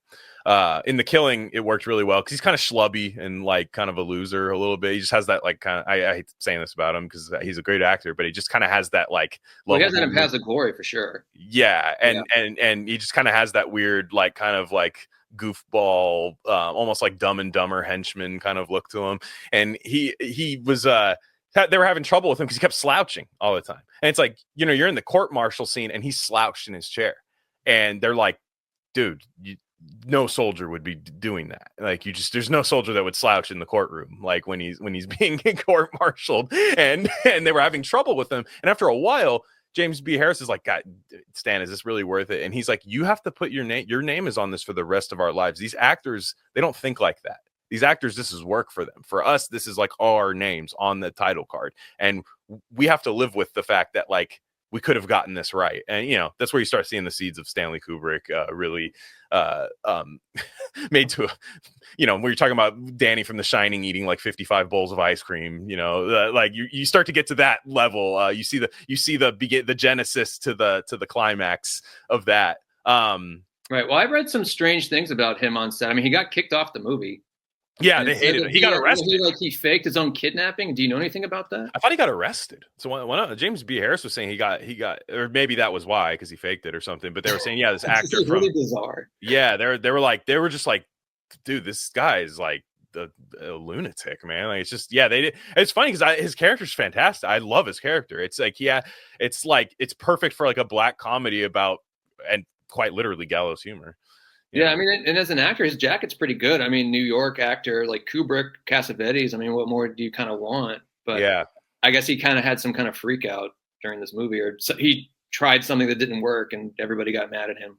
Yeah, and you know, you figure like, you know, and he's used to like the quote unquote independent of the time style. Like, it's not like he's just this big studio guy where he's like, what is this independent bullshit picture? You know, I don't know. I don't know. They didn't seem to have any answers for it either. They were like, well, we got to do something. But you know, his character is really interesting. One more thing before we get to some other parts of the movie is the James B. Harris was talking about the lack of French. I never care about stuff like this, but I know a lot of people do. These are all French troopers. None of them have an accent. They're just like guys, you know, American guys. And he said, well, they're you know, and they're like, you know, is the movie good with French actors? Like, is it as good? I kind of think it's important for them to be like American actors. He said, because if you read a French novel, it's translated by somebody who speaks English, and that's what we're doing with this film. And it's like, I think they made the right decision. I mean, the only time that I really noticed that, and I mean, it was kind of funny too, is seeing Emile Meyer as Father Dupree, because he's kind of like this towny priest. I know, like my son, you know, like I love it. I love it. That's like the furthest it gets into kind of like American colloquialisms. But I got some bad news, boys. Yeah. But yeah, I mean, what else are they going to do? I mean, it's an American director, American production. Like, yeah, they need to be American, even though it's a French story. I mean, so what? It's a movie. It's not real. Yeah. So 3 soldiers are giving up. They're giving up, and like I said, and it's not looking good for them. And it's assumed and does happen that they are going to be shot and killed. That was not the original ending, apparently, when they were going into it. Apparently, there was supposed to be some wait, you know, which sucks. You know, like I watched it with my in-laws one time. I brought the DVD because they love movies from this era. They love a good like war movie, anti-war. It doesn't matter. They love Apocalypse Now, things like that. I said, let's watch this. They were watching it and they were like, oh, I hope they survive. They were waiting for that scene. Wait, guys. You know, Kirk Douglas come out and do like a 10-minute monologue about why these men are victims of this and this and this, and then ham-fistedly say the theme. And it's like, no, it's better when they get shot and in like nothing, like almost like just killed. And you have a guy on a stretcher, you know. Well, like I mean, this ending is much more Kubrickian than the other one, where you know there's a Deus Ex Machina and these men get miraculously saved. And I guess that draft did kind of get passed around or was going to get made, because I guess when they started making the movie, Kubrick gave Kirk Douglas a script, because the movie wouldn't have gotten made without Douglas. That's the only reason it got made. No, and I don't think Kubrick is made without Douglas, to be quite honest. I don't think Kubrick, because Kubrick's big break after this is Spartacus, and he was not the original director of Spartacus. Spartacus was going to shit, huge budget movie, and Kirk's like, I got this kid who's the real deal, and they're like, make it happen, Kirk, because he's a star. I mean, he's a mega star at this time. And they're like, make it happen, Kirk. And he gets him in, and Kubrick takes over Spartacus and makes it what it is. Kirk Douglas is a massive part of a lot of things. You know, if you're a Kubrick fan, Kirk Douglas is really, I don't know that Kubrick gets his like ability to do all those crazy 60s movies the way, you know, if it's not for Kirk Douglas kind of ushering him into the mainstream. Probably not. And I think with this and Ace in the Hole, the movie he made with Billy Wilder, I mean, that's 2 of the best performances of the 50s, probably. I haven't seen that. That's a great one. Okay. And that one is both of these movies also kind of deal with the press, and kind of the way that the press and maybe like some of like, and then this movie, it's the political establishment as well is putting pressure on the army. But Ace in the Hole is explicitly about kind of like the way that the media itself will shape reality in order to deliver content. Another one, it's well worth seeing. Yeah, another great Kirk Douglas performance. He's not a massive character, but he's just like a villain. It's Out of the Past. I don't know if you've seen that, the Mitchum. Yeah, that's a great one. He's one of the best as the gangster. He's so good. Yeah, he was born to play that role. Yeah, and I love the genetics. You could just see, you can see Michael like all over. You just like see. I that's why when people laugh about nepotism, I'm like, okay, do you hate Michael Douglas? Like, because Michael Douglas rules. So it's like, good acting family. Yeah, I just mean like if you knew somebody was really good at something, wouldn't you want to see if you can like go back to the tree one more time and find like.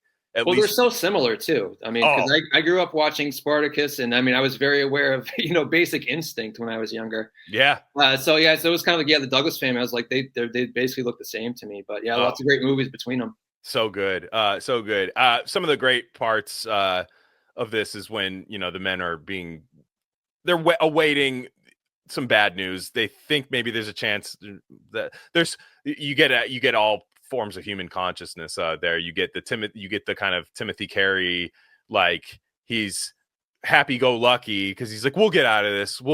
He's in turn the saddest person when it turns out that that's not going to be the case. The scene about the food coming in when he thinks he's going to be poisoned by the food, he's like, they're going to shoot us. Like, what are you so worried about the food? And he just starts eating the chicken leg, and they're like, they could do both. He's like, we should only hope so. We should only hope that they're spiking the food so when we get shot. Right. I think probably the most pathetic part of the movie is after, Arnaud slaps the priest because he's drunk.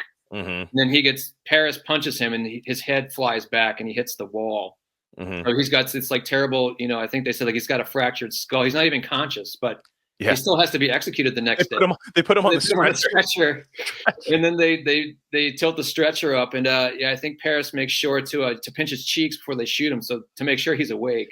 Yeah, and also really getting into the most absurd, types of black humor. Well, and that Arnaud character totally reminded me of a Céline rant, like what he goes on. This is my God with the alcohol and stuff. And I know in Journey he's his character doesn't really drink or stuff, but he's like.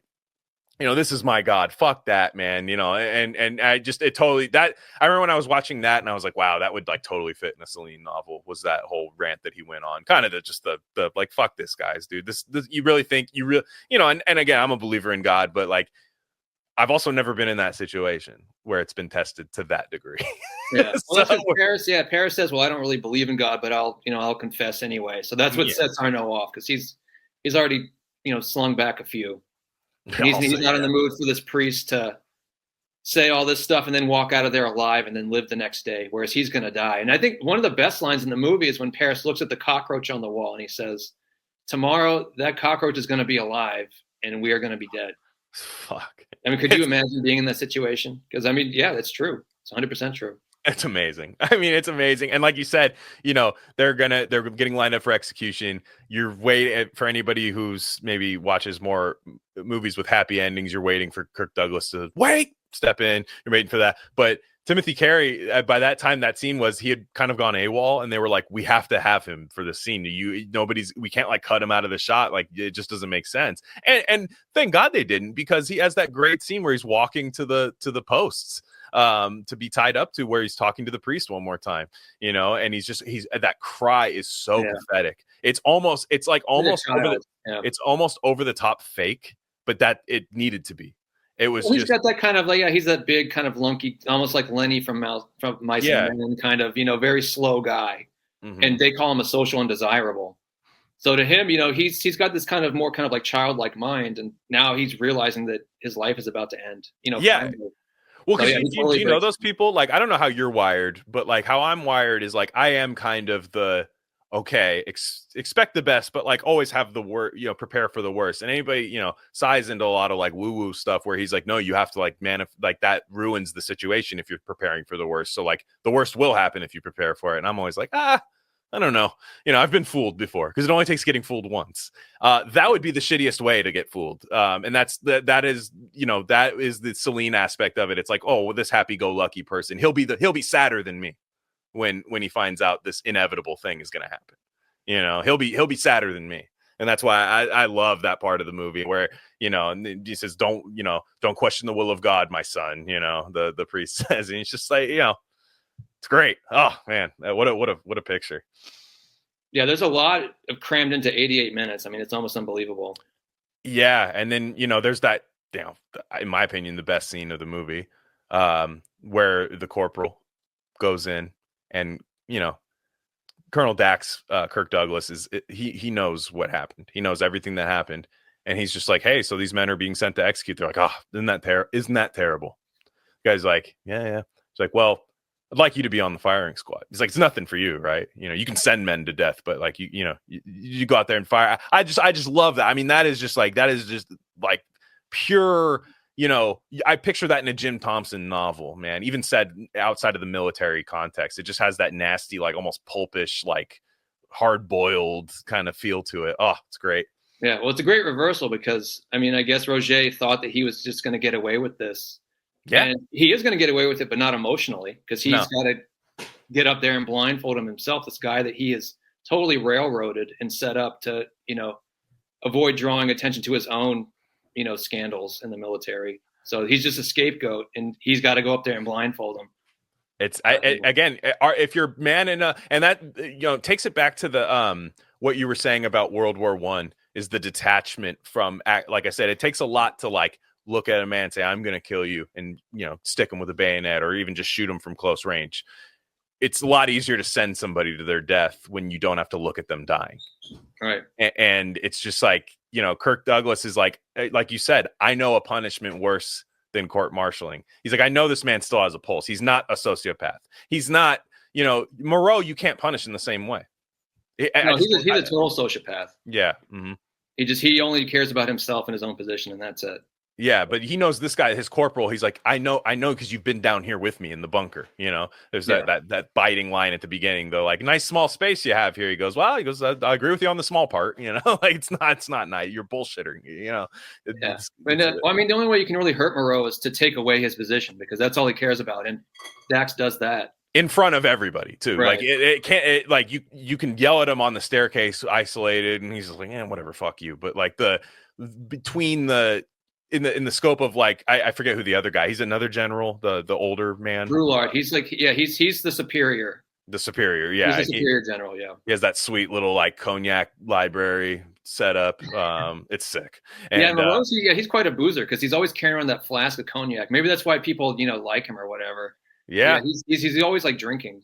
Yeah, exactly. And so yeah, that's yeah, guys, that's Paths of Glory. I mean, if you haven't seen, I think a lot more people, even people who are like into Stanley Kubrick, kind of like they start in the 60s. And look, I still think his best film is 2001. I can't. What he achieved with that is otherworldly. So much of which that there's conspiracy theories about it, you know, like he really like broke people's brain with it, and whether they're true or not, it's still amazing. But like when you're just like, I think I can rewatch this more than any Kubrick movie. I could watch this over and over again, like on a loop, like the way candy stores play Willy Wonka. You know, I can do that. Yeah, I mean, it's awesome. I think the first Kubrick I saw was A Clockwork Orange. And then I've been kind of like, I didn't watch his movies in chronological order and stuff. I mean, I love The Killing. I mean, because I'm a noir guy. Yeah. Guy. And it's aged really well. I mean, all of his movies have aged well. Really good. And I think Lolita's good too. So, but I think, for whatever reason, I just had never gone back to Paths of Glory. Just was kind of in that hole, you know, kind of between Spartacus and The Killing, and I just had never checked it out. So I'm glad that you picked this, because it does perfectly dovetail into the Céline novel. Yeah, and novels in general. I mean, Kubrick is such a literary director. I mean, almost everything is based off a book. Yeah, they're all adaptations. And I posted something a little bit online yesterday. It was an interview he gave in the New York Times in 1972 when A Clockwork Orange was coming out. He says a lot of interesting stuff in that interview. Mm-hmm. And but he also mentions that before he became a filmmaker, he wanted to be a novelist. You know, he loved Conrad, he loved Kafka, but he found that he could never write a story himself. But that's one of the reasons why he held these writers in such esteem, and why it was so important for him to work with guys like Jim Thompson, because the writing had to be there. Yeah, and you look at like A Clockwork Orange, right? Knowing this is what I love. The perfect adaptation is finding the tone and then doing your own thing with it. Like, just showing what's on the pages is fine in certain degrees. Like, but I think the best ones are when you find a tone and you can like still make it your own movie, but execute the author's tone. And that's what he did with A Clockwork Orange. Like, there's a lot of stuff that's straight out of the book, but the ending's different, but the ending works more, in my opinion, in A Clockwork Orange than the Anthony Burgess novel. It just does. I like the ending in the Burgess novel. It fits the novel more, but to change it in your own way while still really respecting the source material, I think he got a bad rap mainly because of Stephen King. Yeah, well, the tone in the two Shinings is very different. It's very different, but I don't think Stephen King's works. In fact, we saw it and it didn't work. Yeah, I mean, I'm usually on Kubrick's side. Yeah. And, Like, I mean, Anthony Burgess is writing A Clockwork Orange as a Catholic, so the character is redeemed at the end. He grows out of chapter 21. Alex achieves maturity and he leaves all the droog stuff behind. But Kubrick is like, we're coming out of Vietnam. Nobody wants to hear this. This is how it's going to be. Yeah, I think it's a more cynical ending, I guess, but it fit because the thing about Burgess, that ending feels kind of tacked on. It's like, well, if I'm going to write about these weird gangs, it can't all be bad. There has to be like a happy ending or whatever. But he's also working through his own personal thing. Exactly. Burgess, Kubrick does not believe in God. No, so he's going to do his own ending, which I think it just fits better with I think his tone and his ending works better than Burgess's tone and Burgess's ending. But I mean, they're both great works, and it's hard to compare. That is one of the craziest one-to-one like book to movie adaptations where I'm like, they're both fantastic. Read them both. They're short. The book's short. The movie's obvious. I mean, most people have seen the movie if you're into film in any kind of way. But yeah, I love it. I mean,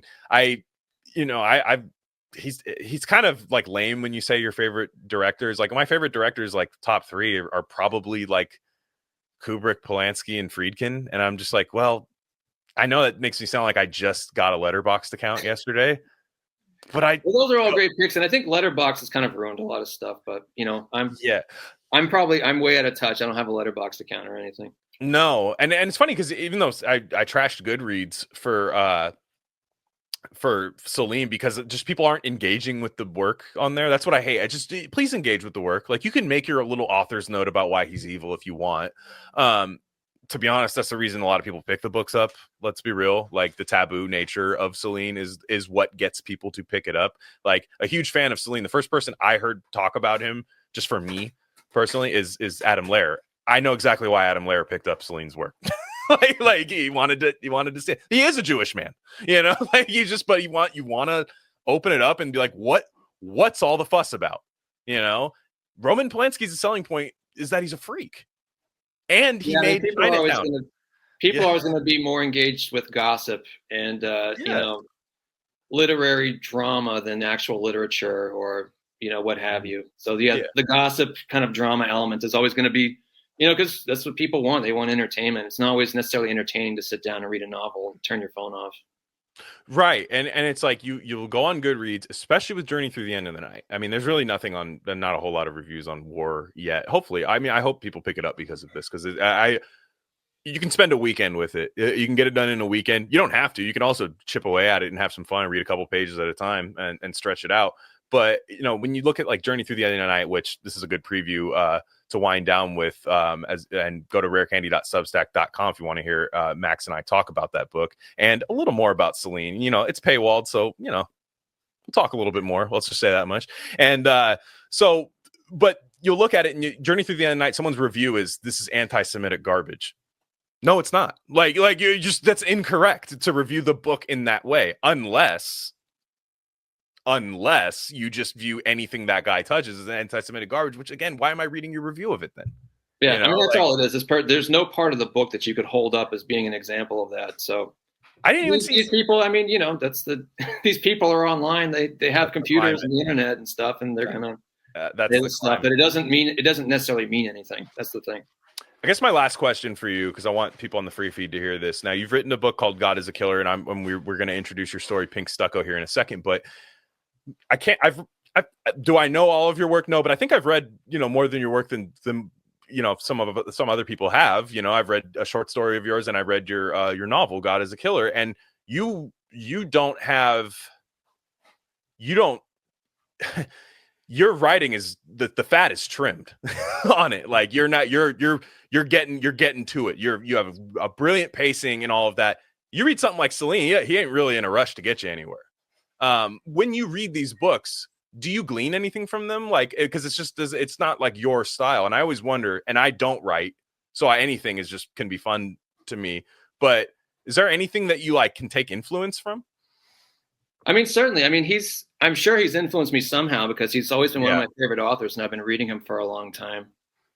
He's not a noir author, but he's kind of noir adjacent. And there are lots of noir authors who like his stuff because of the directness of the language, because of the kind of low lives and criminals and prostitutes and that kind of environment that's in the book. I mean, he's writing it from below. So that's always going to interest crime author. I mean, I'm trying to actually incorporate a little bit more Céline in my style. I mean, like, this is kind of like a big wake up call for me, because, I'm pretty good at, writing horizontally, in like the velocity and getting from point A to point B. But Céline doesn't really do that. He lingers. He takes you on a little trip. Yeah. With every little episode in his book. So. And you don't have to. I'm going to maybe go up and down the XY axis a bit more.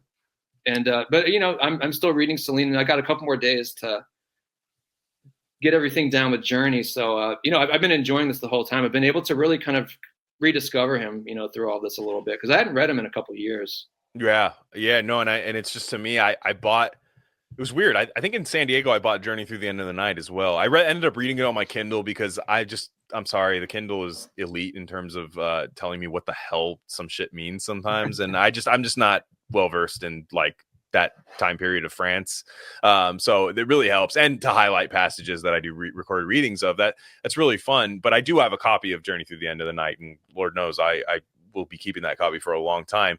And, it's weird, because to me, like, my last thought, I guess, on Paths of Glory and War is both Kubrick and Céline have more large scale works. But I do love the fact that this is like the healthiest meal you can eat that tastes really good. Is Paths of Glory, and War is kind of like, it's like the best grilled chicken and vegetables you've ever had. They're both just pure quality. And I mean, War in particular, I had so much fun reading that book. And getting through. I didn't know what was going to happen on the next page. It's really crazy, all over the place in the best Céline manner. So it was a big. I hit you up halfway through. I was like, dude, am I tripping? Because this is like really good. Like, I feel like people are talking about it like, oh, that's just throwaway garbage. And apparently they wanted his wife out of it. We could talk more about his life on the other side, but like, apparently they wanted his wife out of it. She's 100 and, she was. She outlived him by about 6 decades. 107. I mean, you have Jenna Rollins and Cassavetes. I mean, my wife and I were just watching love streams, and we were like, damn, it sucks to like be without, your husband for like that long and live like that long and stuff. But like, yeah, Céline and his wife, 6 decades, crazy. They're just insane. My last thing is Pink Stucco, man. I found it on Expat Press. I read it on my lunch break at work. I saw that you'd promoted it. It was in September, I want to say. And I read it, and I was like, I was able to read it on my lunch break. It was quick, and it was, and I loved it. I loved, again, as a big Elroy fan, I love incorporating plastic surgery into a thriller.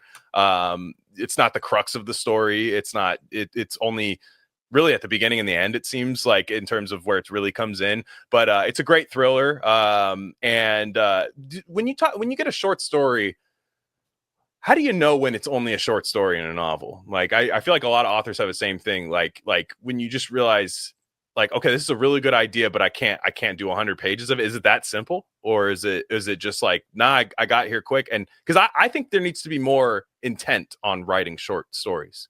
Like, I think people need to actually, like, instead of like, oh, this isn't a novel, so I'll make a short story out of it. Yours didn't read that way. Yours read like, this is a short story. Well, that's a really good question, because I don't know. Right. I would say that, I'm kind of like a working writer, at least that's how I try to approach it. So I think, well, I'm usually working on some kind of novel or some kind of long form narrative that's always going on, at least in the background. But sometimes I'll be like, okay, well, I haven't written a story in a while. Let's write one, and I'll just come up with a bunch of ideas and then pick the best one. And sometimes I'll say, well, I haven't, written any poetry in a while. And I'll just kind of, look around or think about stuff for, a couple weeks. And then I'll write 3 or 4 poems and pretty much all at once. I don't know how it works that way. It just does. But a lot of it's just me saying, well, I feel like doing this right now, or I feel like doing that. And nice. Being able to switch between poetry, stories, and novels has been really, really good. Very cool. Yeah. No, because you hear about these guys, and again, this industry doesn't really exist anymore, so I understand why people don't. But like, you'd hear about the sci-fi writers and the pulps. I'm reading L. Ron Hubbard's, I'm doing the audiobook. The audiobook is the craziest thing. L. Ron Hubbard's Battlefield Earth. It is insane. It is literally like 300.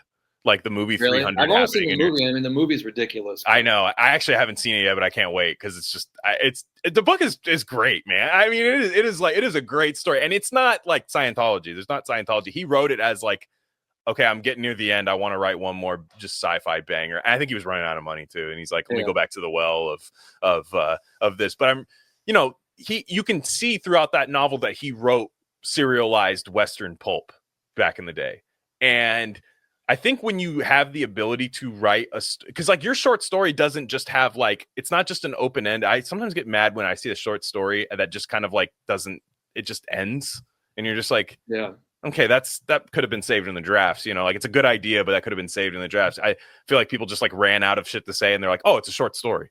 And but like Hubbard is like chapter by chapter serializing a 1,000-page novel. It's crazy. It's as though you would read it over 3 years in a magazine. And that industry doesn't exist for these writers, but I'm hoping with the audio thing that we do here, and I know other people do this as well. I'm very influenced by Michael Hansen's Mind Webs, who's a University of Wisconsin DJ who did these on public radio, essentially with like music and actors in his student department. And I'm hoping that like the short story can actually make a comeback, because I think that's good introduction to people's work. Like, Chicken and Waffles was great, and I love what you did with Pink Stucco. So I mean, you guys are doing guys are doing a great job. Yeah, and next up we're doing one of Anna Krivlapova's stories, Another favorite of mine. I mean, she's a star. I think. I mean, she's a star. Her story's great. We're going to be covering doing Skin in the Game, and if you don't, Incurable Graphomania, guys, we've talked about it on here. It's a great collection, but I just want the short story to come back, and like I think you have to. I'm the Field of Dreams model guy. If you build it, they will come. Like I'm not going to just, hey, you should write short stories. Like, oh, who's going to publish them? Oh, it'll be on the internet. Okay, but like I want the shit on YouTube. I want it on, I want people to be able to like download it on an RSS feed. Like no excuse, Yeah. Well, I will say one thing about kind of, my stories and my approach is that I'm not opposed to auto fiction at all. I mean, you see a lot of it out there because I mean, Céline, what he's writing is basically auto fiction. It's all based on his real life. But I'm the opposite of that because none of these characters are me. I use the third person a lot, so it's a bit different in that. It's a little more classically hard boiled. Although I like to play a lot with structure, and obviously, I love writing dialogue, so that's always got to go in there in these stories as well. One of my favorite posts was from Don. I think he was Apocalypse Confidential. Don's Ferratu on Twitter. Dawson, yeah. Dawson, yeah. He said it was like, man, I autofiction would be a lot cooler if you added like swords and like dragons to it instead of changing your friend's name to Mike. And I'm like, that is so true. Like, have fun. Like, the freedom of indie literature is that you don't have rules. And it's like, Kubrick didn't really have rules. He could make like a kind of like somber anti-war movie and then meet his future wife. By the way, I forgot to say that future wife singing at the end. And he said that she won't appear in my movies because she said I don't know how to write females. I love that. She's like, no, you haven't written a female character that's worth a shit. I was like, it's probably true, but it's like kind of funny. But yeah, Kubrick didn't have that, and like Lord knows Céline was operating outside of that. I know he was, still, capital L literature, but he didn't seem to operate as such. So we're gonna talk more about that, of course, on rarecandy.substack.com, and stay tuned at the end for Pink Stucco. And if you're not in a position to listen to it right now, it'll be available on the Rare Candy YouTube channel and eventually a Spotify album. So on that note, guys, everybody have a safe week. And like I said, story continues very, very soon on Céline, Journey to the End of the Night. So thanks again, Max. Thanks for having me. Yeah, absolutely.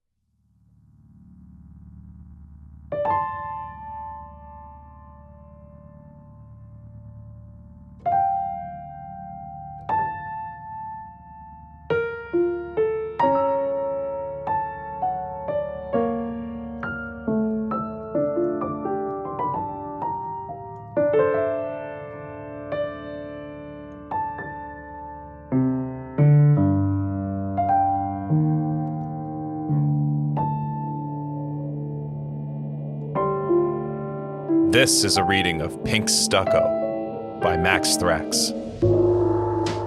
Originally published in Expat Press, September 17th, 2024. Read by Glen Rockney.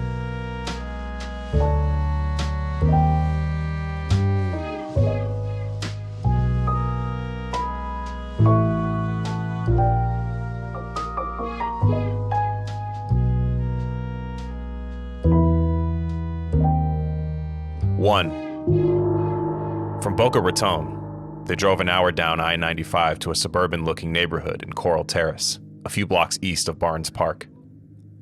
Jeremy halted the car outside one of the dozens of red-tiled pink stucco houses lining the street. He glanced at his watch before speaking to Nina. "I'm not a doctor," Jeremy said, "but you need to stay awake." "This is the place?" "Change of plans. I'm due back at the boat, and since the cottage isn't ready, we booked on short notice." "Does here have a name?" "Premier Recovery," Jeremy said. "They got a lot of good reviews." It was early evening, and the cicadas droned as Jeremy hauled Nina's bags from the trunk of his rented Audi and wheeled them to the door. When he returned, Nina's eyes were closed. He tapped her shoulder. "I'm not dead." "You're bleeding," Jeremy said. He tore a cotton swab in half and stuck a piece in her nostril. "Let's get you out of the car." "It's strange," Nina said. "You're so close, and I can't smell you." "You can always see me." A middle-aged woman in yellow latex gloves answered the door. "Yes, what?" "A room for Nina de Leon," he said. "Sorry we're late, but traffic ran slow in the rain." The woman's hair was black and stringy. "You booked for 3 o'clock, she said. "No discounts." Nina's bedroom had an old metal IKEA frame and vinyl curtains with a Minnie Mouse motif. "I don't want you to leave," she told Jeremy. "Tonight we're sailing back to Bimini," he said. "In a week, those rags will be off and I'll be outside waiting for you." He was ready to depart when Nina moaned and sank down on the floor next to her duffel bag. "Must be those headaches," Jeremy said. "Here, sit." She remained flat on the carpet, so he lifted her up and set her back against the headboard, then slipped a pillow behind her neck. "I have to go." "Kiss me."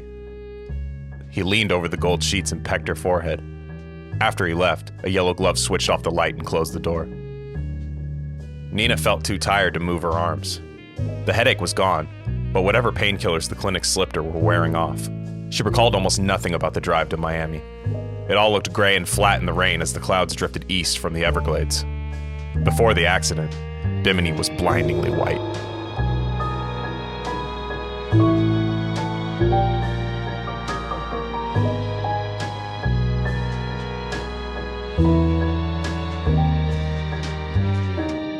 Two. The gloved woman's name was Esmeralda. At 8 o'clock, she rapped twice on Nina's door. "Awake?" Nina rose from the gold sheets and bare comforter, and Esmeralda led her to the living room, where 3 red sofas were arranged in a semicircle. Next to the window sat a blonde girl the same age as Nina, with the same white swaddling over her face. Esmeralda propped up Nina's back and said tea would be ready. "Are we the only ones?" Nina said. The blonde girl took no notice as she lifted and dipped her Lipton bag. "What's your name?" Finally, the girl crossed her legs and faced Nina. "Chloe," she said. "Has it been all right?" Esmeralda cursed and banged around some pots in the kitchen. Chloe stood up, leaned over the carpet and whispered, "Don't bother asking the man questions. He might understand, but he can't speak English." "Who's the man?" "You'll see." Their caretaker entered the room and placed a steaming mug at Nina's feet. Without a word, she went out the back door and began sweeping the porch. "You know," Chloe said, "you're the first person I've spoken to in 3 days. Girl who stayed last week, she went to a budget clinic in Westchester and something went wrong with her butt lift. This chick stayed in her room all day, either screaming or crying. It was kind of muffled because her face was on the pillow. Where'd you get your work done?" "Envision, I think." The blonde girl grinned. One of her front gums was higher than the other, although her teeth were perfectly white. "Westchester," she said. "At least she didn't get a butt lift." "What happened to her?" "She got tangled in some ropes. The man untangled her and drove her away." Nina returned to her room and took 4 Tylenol on an empty stomach. Jeremy sent a text. He'd gotten back late and almost canceled the launch to the Bahamas. He signed off with an insult aimed at the boat's purser, a dyed-red Milanese woman named Beatrice who loathed Nina and resented her romance with a billionaire's son. Nina winced and drifted off into sleep.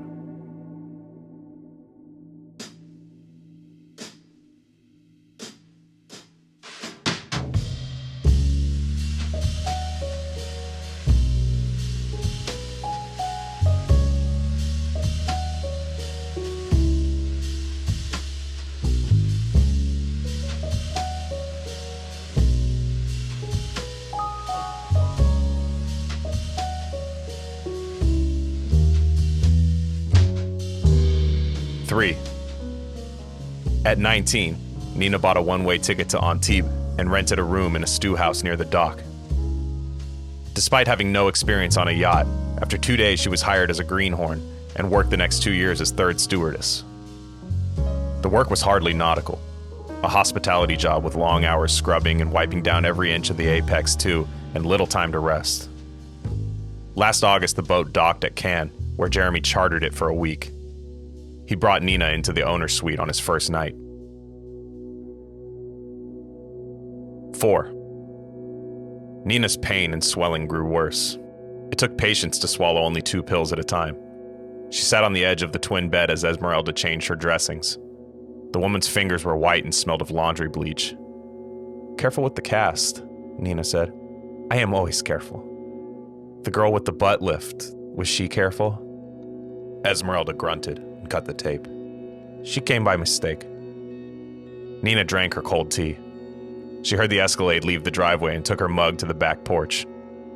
The narrow yard was black dirt and concrete, bound by a high and weathered white fence. Nina leaned against a dryer below the wooden overhang. "You should be inside." The voice came from the far side of the patio.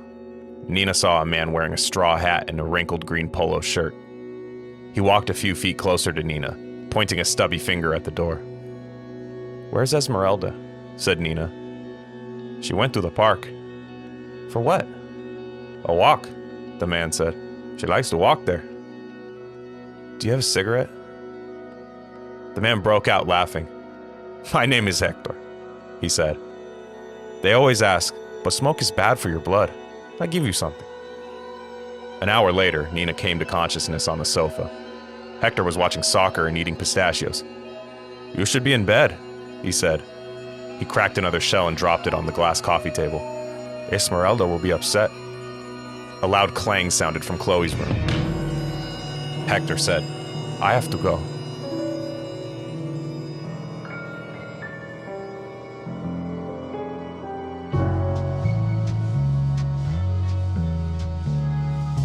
"5. Esmeralda inched through the doorway with a bag of groceries under her arm and a phone tucked between her round jaw and collarbone. "Yes," she said. "We are always working. You never see the house so clean." She noticed Nina sprawled on the Turkish rug, then put away the phone and rubbed her forehead. "You must eat, bathe, change your clothes. A man is coming to see you." "A doctor?" "No, the landlord." She sponged Nina down in the tub. "Stop shaking," she said, "or your wrappings will fall off. Hair is very straight. We leave it." "Is it Jeremy?" "Jeremy? I think he will visit later. We're getting married." "Beautiful bride." "I am not so beautiful, but I know it looks good." Nina spotted a black leather-bound Bible on the nightstand. "Is there... please..."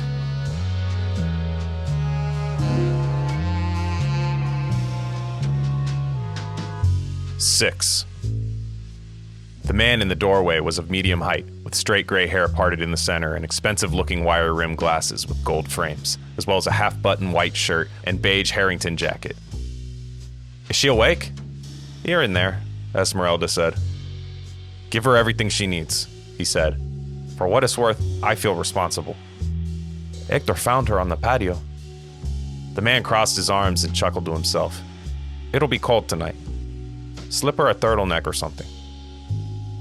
"Dizzy and bloated," Nina said. "Are you Jeremy's dad?" The man stopped laughing and retired to the living room. Esmeralda said something and the man went on a rant in Spanish, scraping his heels against the tile. At last, a door opened down the hall and Nina heard tiny wheels screeching toward the front entrance. She got up and saw Hector leading Chloe to the steps, her bandages gone and her face purple with welts and bruises. "What do you want?" she said to Nina before turning back as they guided her to the staircase. 7. Jeremy wasn't answering his phone or Nina's texts. She grabbed a cigarette from a pack of Russian cheap whites in the kitchen. Hector stood over by the dryer. "Bad for your blood," he said.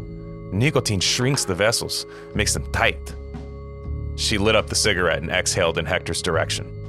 For a second, the cloud hid his sweaty, stubbled face. "Esmeralda will catch you," he said. "She never likes it when girls choose for themselves." "Since no one wants to tell me, what the hell goes on here? Where's Chloe?" "Chloe? The blonde girl. She got sick," he said. "Drove her to the hospital." "Who was that man? Jeremy's dad?" "He comes here sometimes, the landlord." "Who is Jeremy?" Nina had seen pictures of Jeremy's father, either staged portraits or photos of him sitting at big tables during big conferences in Switzerland and Brazil. The man in the doorway was smaller, more tanned, more wrinkled, but close. Her phone was missing. She searched through her bags, under the bed, all the drawers. As Nina flipped over the mattress, she heard the gravel crunch under the Escalade's wheels. "Where's my fucking phone?" Esmeralda said, "You have been smoking cigarettes." She yelled for Hector and he lumbered over from the patio. "This girl wants her phone." "It's in her room," Hector murmured. "Please show her." Hector grabbed Nina's wrist and yanked her out into the hallway. "You insulted the landlord," Esmeralda said. "He came for you and took the other one. Why insult him? Why insult the landlord?" "Call Jeremy," Nina said. "I'm ready to go back." "You need rest. The landlord paid for your stay. Months, a whole year." While Hector held down Nina, Esmeralda prepared a syringe. "I was a nurse a long time," she said. She injected it into Nina's tiny bicep and wiped off the blood with a coffee filter. Next, she turned off the humidifier. "Makes her ill," Esmeralda said. "All the clouds and moisture, mildew in her brain." She leaned over the gold sheets, 2 inches from Nina's nose. "I know you went in the other room. The blonde girl's room. The one with the pearls. You think you're pretty? Are you pretty now?" Her saliva dripped into Nina's open mouth.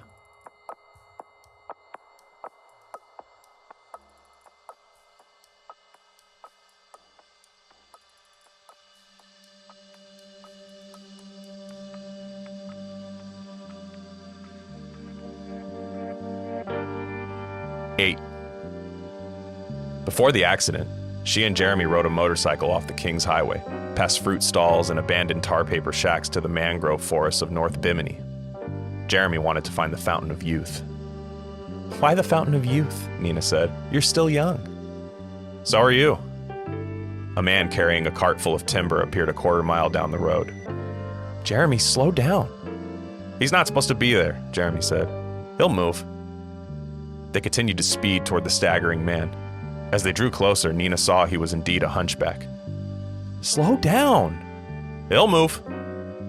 She heard the thump and then flew off the bike into the marsh. When she finally climbed up the bank, her face was numb. Jeremy stood over the hunchback's cart. A tossed wicker basket had spilled out branches and shapeless hunks of driftwood. The hunchback lay on his side. His face caught the wheel and his nose and front teeth were missing. "Is he alive?" Nina said. "If he is," Jeremy said, kicking the cart, "he'll move." They sped back to the Apex 2, where Jeremy told the crew they'd stayed docked until evening. He called one of his father's lawyers in Boca Raton, and he joined them 2 hours later. The police were sympathetic and claimed the hunchback was a known drunkard. They warned him to stay out of the swamps. "God punished this man," said one of the cops. "All the same, we have a few questions." The lawyer argued with their investigator for an hour. Nina heard them but saw nothing as she lay on the lower deck, a half-drenched towel over her face. Eventually they left port, with the lawyer swearing at Jeremy all the way across the water.